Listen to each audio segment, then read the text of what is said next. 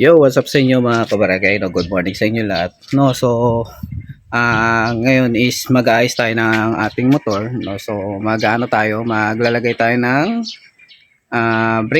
brake fluid, no. So medyo may mga konting problema kapag mag-aayos kayo ng ganyan, no, kasi itong mga kadalasan na problema na kapag tayo maglalagay ng bagong oil or brake fluid dun sa ating mga brakes, no. Yo, so ito mga kabarangay, no. So tignan niyo yung ating ano rito. Bolt ng ating yung cap dito sa ating brake fluid, tsaka yung bolt niya, no. So sa sobrang tagal, no, kapag matagal tayo magpalit ng ating brake fluid, no, nangangalawang, no, humuhuna siya. Tapos pag may chance na mag-aano tayo, kung mag-aano tayo magre-refill tayo ng brake fluid, is pag ginamitan natin siya ng screw is nagkakaganto siya, no. Yun, no, nagkakabilog-bilog, yun, no. Nabibengkong yung positive na dito ng screw. Oh. No, so malaking problema yan mga kabarangay pag ganyan. Hindi tayo makakapag-refill ng fluid pag ganto. No, so ituturo ko sa inyo kung anong tip para mabuksan nyo to, then palitan na rin natin yung ganto natin para iwas sa bala na rin sa pag-ano natin pag magpapalit tayo ng brake fluid. Yo, so sa mga kabarangay natin dyan, ang kailangan lang natin dyan para matagal natin tong screw dito, yan, papakita ko sa inyo. Ay, yan, take 2.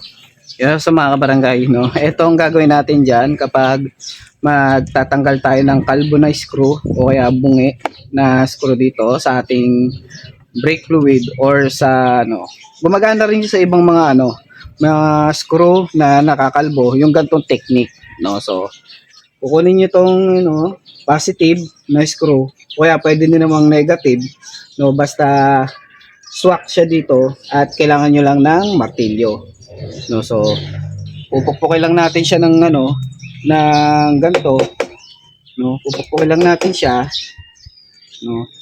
Habang pinupukpok natin siya is ipipihit natin ng pagganon doon sa pa kanan na pihit para maikot to, no. So kailangan madiin para bumaon yung rito habang pinupukpok is luluwag yung screw niya rito. Yan. Gumagana to sa lahat ng mga screw na nakakalbo sa mga kaya nito. Pag ito nakalbo, ganyan din ang gagawin natin, no. So ito na, papakita ko sa inyo mga kabarangay kung paano gumagana to. Yan. Yan. Puk lang natin ng ganyan. Hindi kailangan na malakas, sakto lang. Tapos pihit. Yan. Yan. Yan. Yan. See, oh. Yan. Hit na siya. Yan. Effective yan mga kabarangay. Safe din itong ganito. Basta wag nyo lang lalakasan. Kasi pag nilakasan nyo, masisira yung nyo rito, yung cover cap dito. So ganun din sa kabila. Ayaw rin ito kasi bilog na rin to. Yan, kalbo na rin. So gaganto rin din natin isa pa. Habang naikot yun, natunog pa, no? Yan. Yan. Umuog na siya. So ito na yung screw. Yan. Makikita nyo guys, yan. Kalbo na siya. Ayan, no.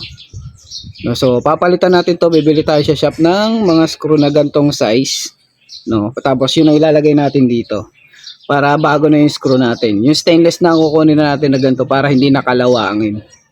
O kaya yung na lang, yung diamond na bolt, yung diamond ng head niya para mas madaling baklasin. Yan.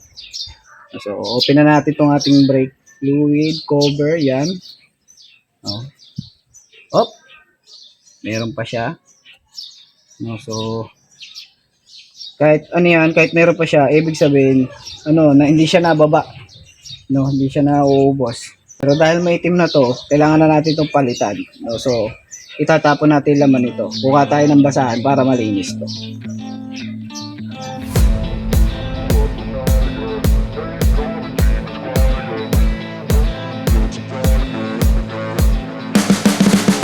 You can see the writing on the pavement. Young kids, they're growing up in basements.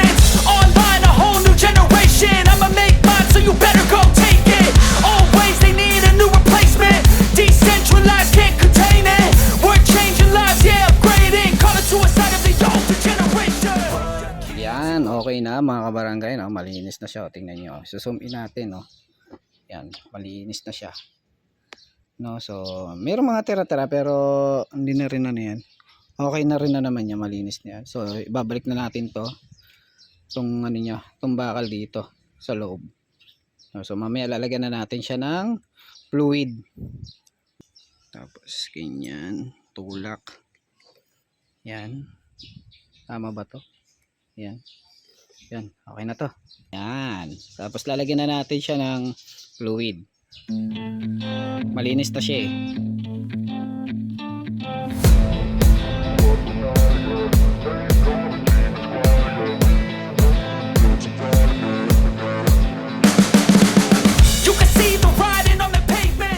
Yo, so mga kabarangay, napalitan na natin yung ating yung lumang bolt natin dito. Yan, na-screw. No, so pinalitan natin siya ng bolt na ganito. Yan, para temporary lang naman yan. Tapos papalitan ko rin naman yan. Pero tingin ko okay na to kasi stainless naman to. Yung nakuha natin, nabili natin doon sa shop. So, yun. Ganun lang mga kabarangay magtanggal ng kalbong screw. No, so sa mga kabarangay natin diyan na na nagustuhan niyo ating video, no, so follow nyo na lang ako sa aking Facebook page. Yan, Jeff Orfano, yan, na may 10k followers. Thank you very much mga kabarangay at sana may natutunan kayo. Thank you. At isang like naman dyan. Yeah.